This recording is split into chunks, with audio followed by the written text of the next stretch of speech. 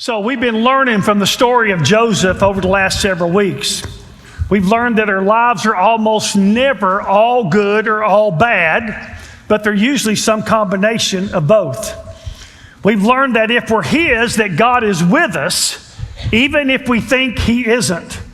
And we've learned that He uses bad things for some kind of good if we'll keep loving Him and refuse to give up.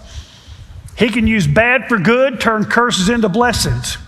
We've learned not to mistake the middle of our story for the end of our story, because they can be entirely different. We'll talk about that again even this morning.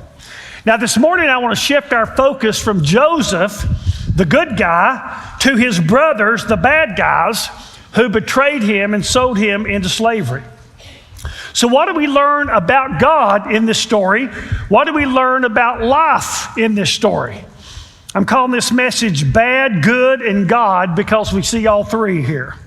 You'll find the narrative, if you want to try to follow along a little bit or read it later, to this message in Genesis chapters 37, chapters 42 to 45, and then in chapter 50. So here's the Reader's Digest version of those chapters. Jacob loved his son Joseph more than he did Joseph's 10 half-brothers. He demonstrated that by making Joseph a special coat. For both reasons, Joseph's brothers hated him. Then Joseph had dreams of his parents, of them and others bowing down to him, which made them hate him even more. When Joseph was later sent by his father to check on them, they were out with the sheep in the pasture. They just saw him coming. They decided they'd kill him. One of the 10 half-brothers, Reuben, talked him out of it and intended to rescue Joseph. But one day, they decided not to kill him. They would do something else, so they threw him in a pit. Some slave traders came by on a day when Reuben wasn't there. And so they took Joseph out of the pit and sold him into slavery. Joseph was taken to Egypt, and there he was sold to a man named Potiphar. He was so faithful in Potiphar's house that Potiphar put him in charge of everything, including his money. Potiphar's wife, though, wanted Joseph to be her plaything. He refused and fled, and so she falsely accused him of trying to assault her, and Joseph gets thrown into prison. The jailer soon discovered what a good man Joseph was and put him over the entire prison. Eventually, the Pharaoh had 2 servants thrown into prison. Those 2 servants both had dreams, and God gave Joseph the ability to interpret those dreams, and they came true. Joseph asked the one who was restored to service, the other was killed, the one restored to service to tell Pharaoh about him, that he was wrongly imprisoned, that he had not done anything wrong. The servant forgot to. After some time, the Pharaoh had dreams that no one could interpret. The restored servant then remembered Joseph. So Joseph was summoned. He came in. He interpreted the Pharaoh's dreams. There would be 7 years of agricultural bonanza followed by 7 years of horrific famine. Joseph not only told him what the problem was going to be, he gave him a solution. And so the Pharaoh put him in charge of the solution, and in fact put him in charge of the entire country of Egypt, which at that time would have been the United States. It was the most powerful country in the world. At least 8 years later, Jacob sends 10 brothers to Egypt to buy food. Joseph is now clean-shaven, looking like an Egyptian, possibly wearing makeup, and he's speaking Egyptian. He recognizes them, but of course they don't recognize him. All the Jews had beards. He speaks to them through an interpreter, even though he knows what they're saying. He still, of course, remembers Hebrew that he learned. He accuses them of spying, which they deny. They end up telling Joseph that they have a brother back home and a father who still grieves over a son he lost, which now would have been at least 21 years ago, possibly 22. And so Joseph sells them the food they need, tells them that they have to bring back their brother, which is his full brother, Benjamin, who he's never seen. He was born after Joseph was sold into slavery. And if they don't come back with him, he put his half-brother Simeon in prison, and Simeon would never be set free. He would die in the prison unless they brought Benjamin, Joseph's full brother, back to Joseph. And so they went on the journey home. They opened their food bags that they had purchased, and all the money they had taken to purchase the bags was in their food. They get back home. They tell Jacob the story. Jacob will not allow them to take Benjamin back to Egypt. He was the brother of Joseph, who had already lost. He was the only surviving son of Rachel, Jacob's favorite wife. He had 4 women, if you remember. So he wouldn't let them take Benjamin back for fear of losing him too. But eventually they ran out of food again, and Jacob has to send his brothers back, and he has to send Benjamin. So they take money to buy new food. They take the money that was put back in their bags to give back. And Jacob also sends them a gift of things from the land of Canaan to give to this Egyptian who they don't know is Joseph. When they get to Egypt, Joseph has them taken to his home. They tell his servant about the money in their bags and try to return it. The servant says, God must have blessed you, even though he knew why it was in there, because Joseph had told him to put it in there. They also gave the gift to Joseph. Joseph comes in, he asks about their father, and he sees Benjamin for the first time. It undoes him. So he leaves the room to another part of the house where he can weep. And then he gathers himself and he comes back into the room. By that time, they had sat down for supper, and the Hebrews were set over on one table, and Joseph and the Egyptians on another table. When they brought food to Joseph's brothers, the 10 half-brothers, I'm assuming he had let Simeon join them out of prison at this point, were given a portion, and Benjamin was given 5 times the portion they were given. They were also sat in order of birth, which was kind of interesting to them. Of course, Joseph knew what that birth order was. And so they eat, and then the brothers were given the food they came for, and they begin their journey home. Joseph's servant this time was told, put all their money back in the bags like you did the first time, and take my signature cup and put it in the bag of Benjamin, which he does. So soon after they leave, Joseph sends his servant out to stop them and find the cup. They deny having it. Of course, they don't know that they do. And they say that whoever has the cup, he will die, and the others of us will become slaves. Of course, they're thinking the cup's not there. Well, sure enough, the servant looks through the bags and finds the cup exactly where he put it, in Benjamin's bag. The brothers are now devastated, and I'm sure terrified. Brought back to Joseph, they deny any wrongdoing and tell him that it'll kill their father if Benjamin doesn't return to him. At this point, Joseph starts to fall apart. He sends the Egyptians out and emotionally, as we say, falls apart and tells them that he is Joseph. Of course, they can't believe him. Genesis 45, verse 4-5 indicates that he convinces them that he was Joseph, likely by revealing that he was circumcised, because only the Jews were circumcised. He tells them to return to Canaan and bring their father and their families to Egypt, where he will take care of them through the rest of the famine, which was going to be 5 more years. So this story is so full of rich truths. As I looked through it more closely maybe than ever had before, I found so many things. I won't be able to share them all with you today. I don't have time. So I've narrowed it down to 11 truths we gain from this story. Number 1, when we think no one knows, God knows. When we think no one knows, God knows. The brothers assumed that as we would say, that they had gotten away with this sin against Joseph and in deceiving their father, who they told him, or convinced him anyway, that Joseph was dead. Look at Proverbs 15:3. The eyes of the Lord are in every place, watching the evil and the good. I'm going to say this twice, listen closely. Our great fear should not be that someone might find out about our sin. Our great fear should be that a holy God knows about our sin. Say it again. Our great fear should not be that someone might find out about our sin.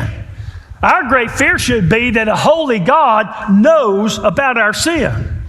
When we think no one knows, God knows. Number two, and this is just kind of thrown in here, but some great wisdom. Don't trust people who try to convince you to trust them.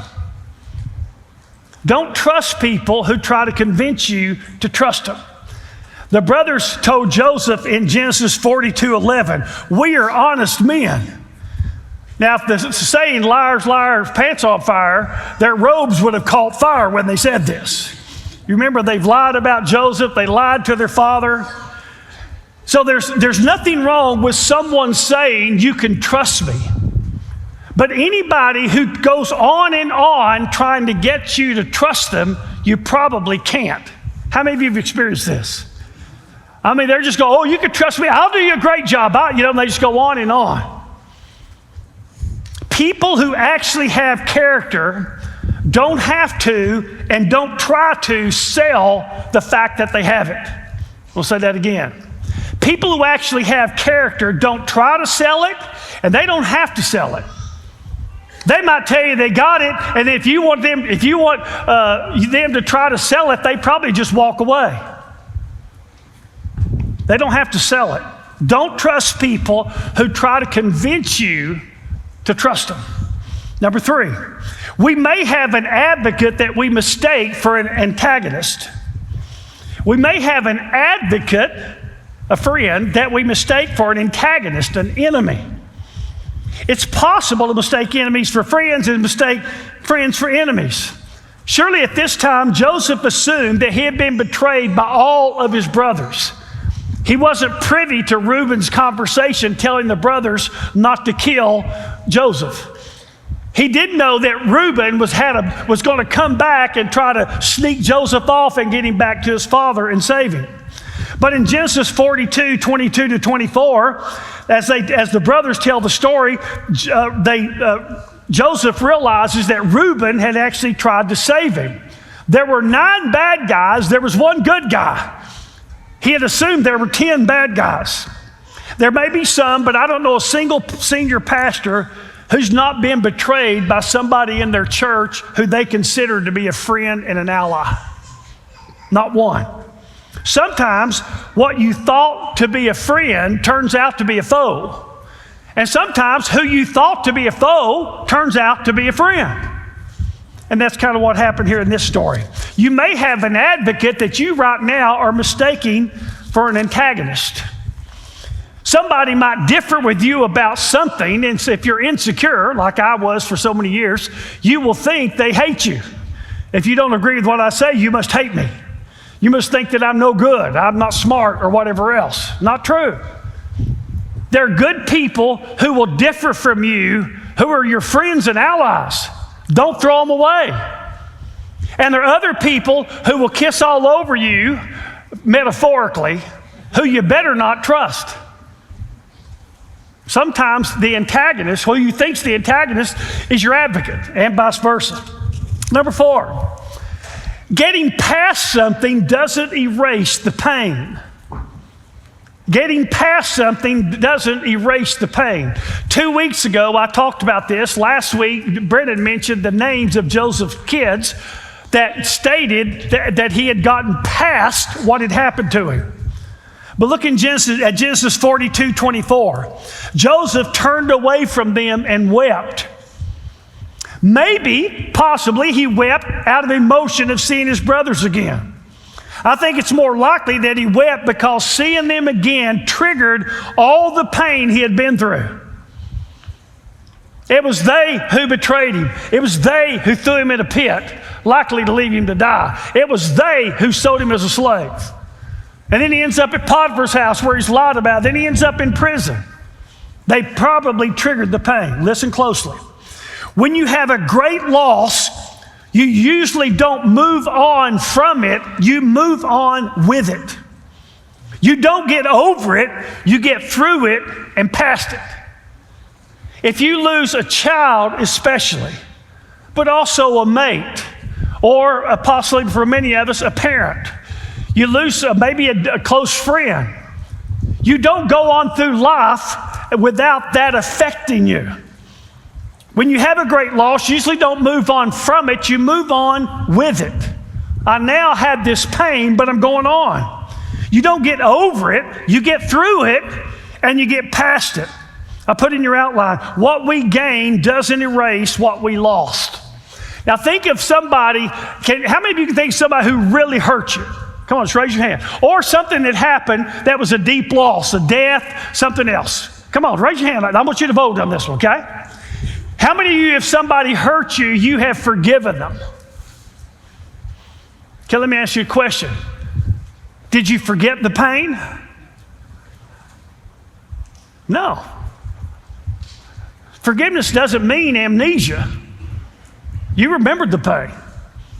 What we gain, and now Joseph is prime minister. Things couldn't be better for him.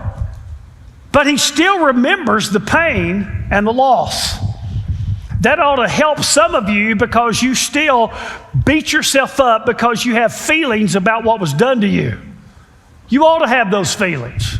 Forgiveness doesn't mean you don't have those feelings anymore.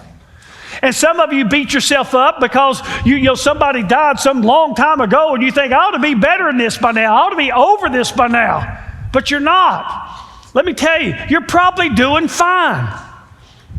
You don't get over it. You move on with it. You get through it. You get past it. But you still carry it. And Joseph still carried all the pain he had been through. Now here's the fifth one. We can fear God and not sin, or we can fear God because we've sinned. Two options. We can fear God and not sin, or we can fear God because we've sinned. Joseph's brothers, because of what they had done, had lived with guilt, shame, and in the fear of being found out. When you sin, especially if it's a secret sin, you move on and you live in this fear. If somebody ever finds out, I'm cooked. I'm fired. My husband or wife will leave me. My kids will never believe in me again, whatever else it might be. And so you live in that fear. When Joseph deals with them as he does, they immediately connect it to their sin that they've been hiding and carrying for now at least 22 years. Notice what they said in Genesis 42:28. What is this that God has done to us? They immediately connected the dots. We're told in Proverbs 3:7 to fear the Lord and turn away from evil. Hebrews 12:6-8 says this of Christians. Those whom the Lord loves, he disciplines. Verse 8, if you're without discipline, you are illegitimate children and not sons. One of the ways you know you're a Christian is that if you keep on sinning, God finally corrects you. If you can keep on sinning without correction, it just proves you're not one of his. Now, how many of you have been in a grocery store or the mall or someplace and seen some kids pitch what I call a hissy fit, okay? I mean, they're just whining, crying. You try to pick them up, they do that clap-so move where they trip with their body weight and you can't hardly pick them up. And I've seen this all kinds of times and places. And I thought in my head, you know what? If I could have your child for about 5 minutes, I could fix that. They'd never do that again. But you know why I don't do that? Because they're not my kids. I sure would have fixed it with my kids. Same way with God. If you can sin and get away with it, all you're doing is proving to yourself you're not really a Christian. You may have some beliefs about God. You may go to church every time the doors are open. But you can't get away with sin with a holy God who knows. So you can decide, I'm going to fear God and that's going to keep me from sinning. Or if you decide to sin, you're going to live in the fear of what God's going to do about it. And sometimes God takes people out. Remember Ananias and Sapphira? In the early church, they were collecting money because all the Jews were getting, that had become Christians, were getting thrown out of their homes and families and jobs. So we're taking up this big love offering. Ananias and Sapphira were two people who sold some property and they gave money to the church, which was, both those things were okay. But when they gave the money to the church, they claimed they gave all the money from the sale of the land. They lied. And they came in one at a time and God struck them both dead. Can you imagine the offering next Sunday at that church? Everybody's tithing that day. Fearing the Lord will keep us from sinning, or sinning will cause us to have to live in the fear of what God might do. You can fear God and not sin, or you can live fearful of God because you have sinned. And listen closely to this. If you think you can sin and not have to fear that God might do something, you don't know who the Bible reveals God to be. If you think you can live in sin and not have to worry about God doing something about it, you have no idea who the God of the Bible is. And don't think grace will get you out of jail. It's not a get out of jail free card. Think about Israel. He said, I'm going to give you this land. The land is spewing the people out who are on it. Literally, it's throwing them up. It's vomiting them out. I'm giving you this land. And if you don't obey me, even though you're my people who I've chosen, who I love, if you don't obey me, this land will spew you out. And I will yank you off of this land. And he did with the Assyrians and then the Babylonians. And it's over 2,000 years later in the 1940s before Israel ever gets that land back. God disciplined them for over 2,000 years. He was their people. He was the apple of their eye. You say, well, I'm a Christian, God won't do anything. If you're a Christian, God will do something. Listen, parents who understand life correct their kids because they love them. The most unloving thing you can do with your kid is not correct them when they do the wrong thing. You know why? Because they start thinking, I can do whatever I want to do and there's no consequences. Well, then they get outside of your house or go to school or go out with guys or whatever else to do, and they find out the world is full of consequences for behavior. They need to learn that in your house. And God says, you know what? You're going to have consequences, which brings us to number 6. Number 6, we reap what we sow. We reap what we sow. Galatians 6:7, do not be deceived. God is not mocked. For whatever a man sows, this he'll also reap. Sin always costs us something. Always. It might be now. It might be later. It might be both. But it always costs us. And Moses told Israel in Numbers 32:23, be sure your sin will find you out. Don't you know Joseph's brothers wish they'd memorized that verse before they did what they did. God knows. He's the one you should fear knowing most. They probably feared their father finding out. The worst thing they thought was if our dad found out what we had done. No, that was not the worst thing. The worst thing was the fact that God knew what they had done. Jacob wasn't near the problem, God was. Judah speaks for his brothers when he says in Genesis 44:16, God has found out the iniquity of your servants. We're told not to be deceived. It could be translated, because of the Greek language, it could be translated, do not deceive yourselves. Well, we do get deceived, and we all deceive ourselves. We convince ourselves that no one will find out and that there will be no consequences. And we're wrong about both. I'll say that again. We convince ourselves no one will find out, and if they do, there will be no consequences. And we're wrong about both. Joseph's brothers were reaping what they had sown. You always do. Number 7, our sin hurts others, not just us.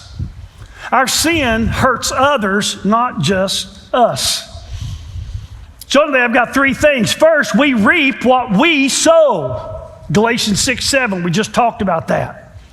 The brothers were reaping what they had sown. Number 2, we reap what others sow. Joseph reaped what his brothers sowed. Joseph reaped what Potiphar's wife sowed. The children of Israel in the wilderness had to wander around for 40 years to reap what their parents had sowed. When Daniel was sold into slavery, he was a righteous guy, but it didn't matter. He was reaping what his nation had sown. We reap what others sow. As a nation, we reap what our leaders sow. Their decisions affect our lives. We've all reaped what our parents have sown, good or bad, or both. Employees reap what their business owners sow. If they fail at their business, you lose your job. A church reaps what its pastor sows. A pastor reaps what its church sows. We don't just reap what we sow, we reap what others sow. And then number 3, others reap what we sow. Others reap what we sow. We see in Genesis 37, 34 to 35, how losing Joseph broke Jacob's heart. In fact, it says, if you go back to chapter 37, that his heart sunk. He basically goes into a depression. And then when Joseph sends the wagons back, which is 22 or 3 years later, his heart revives. He had lived probably with a clinical depression for 22 or 3 years. Why? Because he was reaping what his sons had sown. What others do affects us. In this story, in chapter 44, verses 18 to 34, Judah explains that losing Benjamin would do to his father. He says his father would literally die, and that he feared the evil that would overtake Jacob. Not only did Joseph reap what his brothers had sown, their father had. Unless we're orphaned hermits who have no friends or siblings, what we do affects the lives of others. Others reap what we sow. Listen closely. It's usually the people that we love or that love us the most. It's usually the people that we love. They're the ones who pay for our sin. Or it's the people who love us the most. Children reap what their parents sow. Parents reap what their children sow. Mates reap what their spouses sow. Others reap what we sow. So our sin hurts others, not just us. Number 8, God is up to something in our lives that is bigger than just our lives. God is up to something in our lives that is bigger than just our lives. Now, this point shifts the attention from the brothers to Joseph, the good guy. Romans 8, 28, 29 says God works bad things, all things, including bad things for good, to make us like his son, verse 29 tells us. He uses the bad to do something good in our lives, and often he uses the bad to do something through our lives. So we go through a loss of a child. If we will walk with God through that, there will be people the rest of our life who lose children. And who better to help them get through that than somebody who's already gotten through that? If you'll trust the Lord in that, you'll find God doing something in you, and then later he will do something through you. So God is up to something bigger than just our lives. Once Joseph got out of the valley, once he was past the bad and the pain, he realized that all this wrong done to him was done to him so that God could do something right with him and through him. It dawns on him one day. So Joseph tells his brothers in Genesis 45:5, God sent me here before you to preserve life. Verse 7, God sent me before you to preserve for you a remnant in the earth and to keep you alive by a great deliverance. Listen closely. God, in his providence, was using all the bad done to Joseph to get Joseph where he wanted to be, where God wanted him to be, so that Joseph could do what God wanted him to do. I'll say it again. God in his providence was using all the bad done to Joseph to get Joseph where God wanted him to be, so that God could use Joseph to do what God wanted him to do. What God wanted Joseph to do was to save his family, which meant saving the Jews who gave us Jesus, which meant in some sense he saved you. Had the Jews died, there would be no Jesus, there would be no salvation, we'd all be lost. God doesn't cause our hurts, but he never wastes one. He'll always use it for some purpose, to do something in us or to do something through us. On the other side of your pain, if you'll keep trusting Him in your pain, you'll see some purpose from your pain. On the other side of your pain, if you'll keep trusting Him in your pain, you'll find some purpose from your pain. I gave you that example. What about somebody who's had an abortion and later regretted it? Oh, what a gift they can be to other people. What about somebody who's been through a terrible divorce? They could be a gift to other people, couldn't they? What about somebody who's facing a debilitating disease? We have them here in our church. They're an inspiration to all of us. God uses the bad to do something in you, and He wants to use it to do something through you. What we think is what matters is us and our happiness and our comfort. No, God has a bigger plan than that. And He did with Joseph, and He does with you. Here's number 9. We tend to think that others will do what we would do. We tend to think that others will do what we would do. One of my problematic flaws is that I think other people are like me and will do what I would do. I tend to think that everybody would do better if they knew better. But the truth is, not everybody will. I tend to think that everybody will want and work to give God their best, have a great life, have a great marriage, raise great kids, but not everybody does. Now, they may wish for it. If it could just happen, they'd all want that. But they won't do the work required to have those things. Honest people, before they learn better, think that other people will be honest. People that you can trust, people that can be trusted, naturally think that other people can be trusted. On the other hand, people who cheat or steal think you will cheat or steal. I want you to write this down somewhere. What we think about others may say more about us than it does about them. What we think of others may say more about us than it does about them.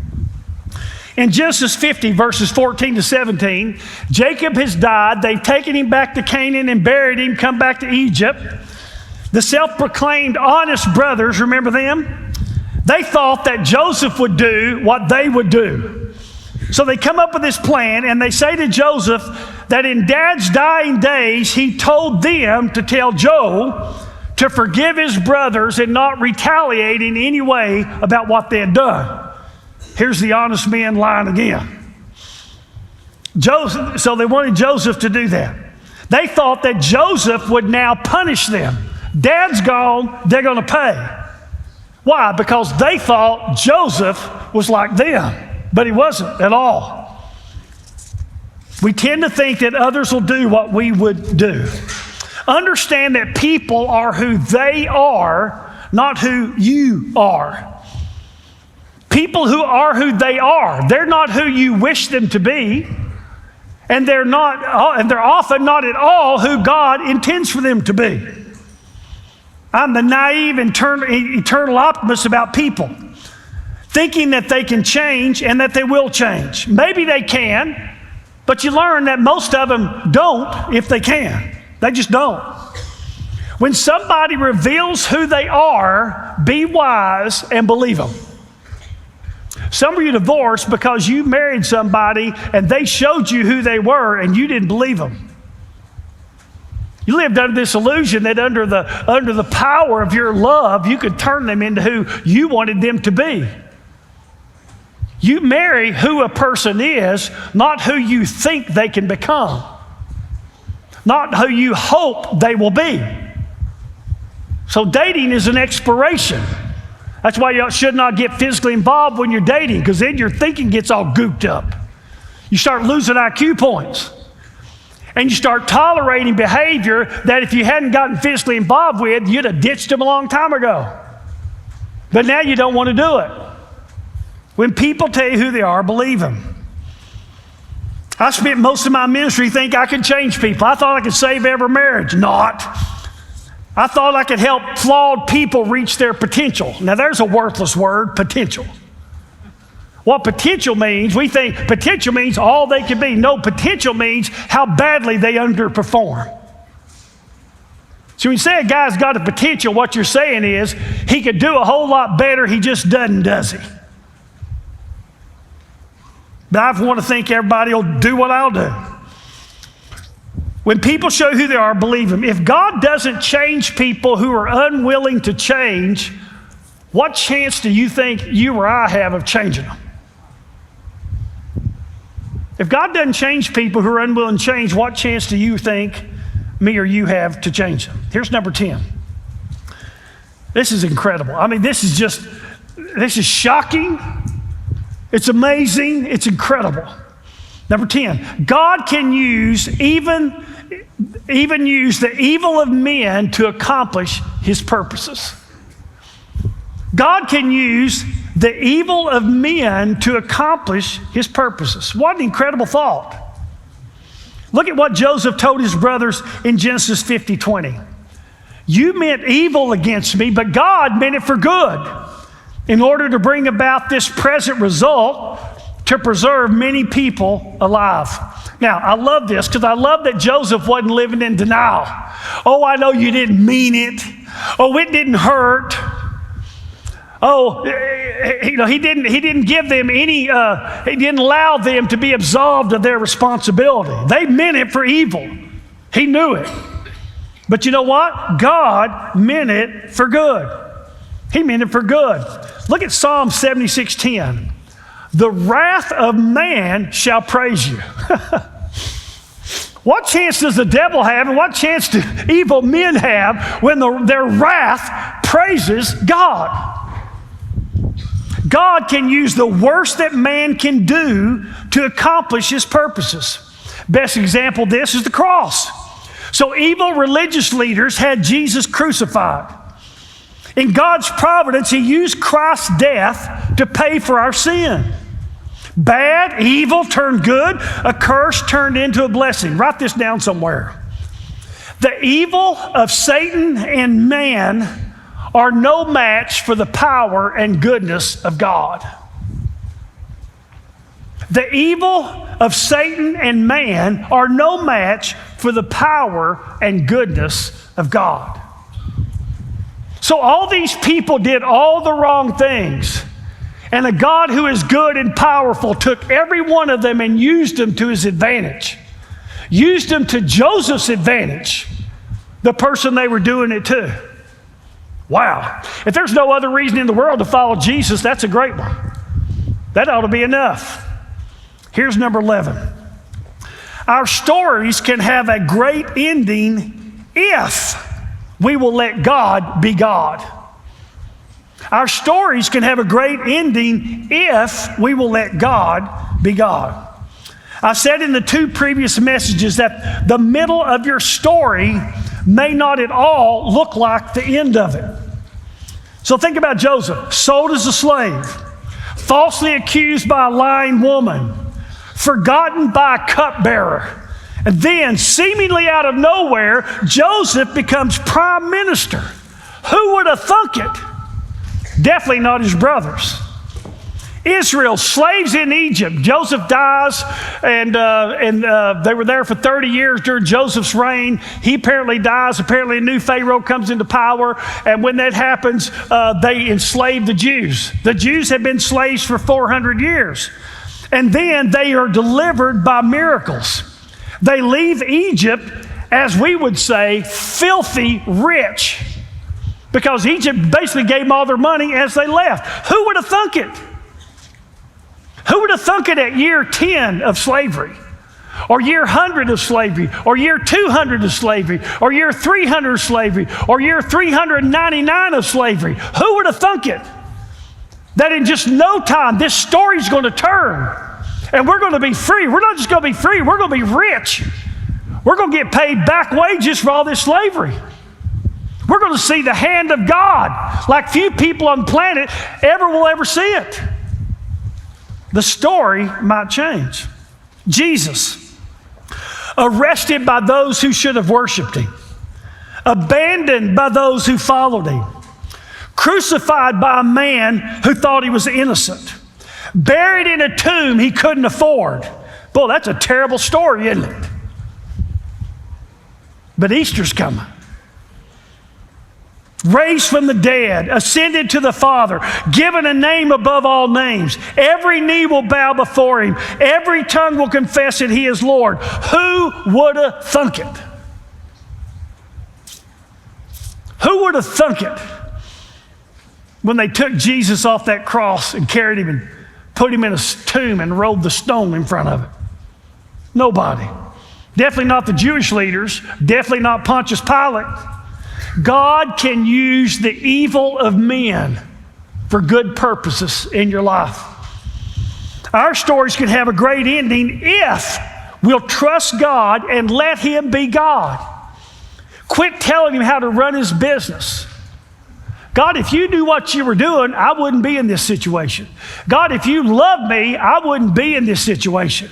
God, if you had any power and loved me, I wouldn't be in this situation. So your problem is you keep trying to play God. And you won't find out what God can do with your problem and your pain unless you let him be God. In the 1 Peter 5, it says, humble yourselves under the mighty hand of God. It can be translated, be humbled under it. So all these circumstances are happening. God, I'm not going to complain and turn on you. I'm just going to trust you. It's awful. It's terrible. I never thought it'd hurt like this. I've never imagined this kind of loss. But I'm not going to let what I don't know get in the way of what I do know. And I do know that you're good, and I do know that you love me. So I'm going to hold on. I'm not going to quit. So Joseph let God be God. He let God write the story. And it ended quite differently than it seemed it would, didn't it? Look at what he says to his brothers in Genesis 50, verse 19. Am I in God's place? Am I in God's place? Don't quit. Hang on to God. Let him be God. He can turn your tragedy into triumph. He tends to write really great endings to stories.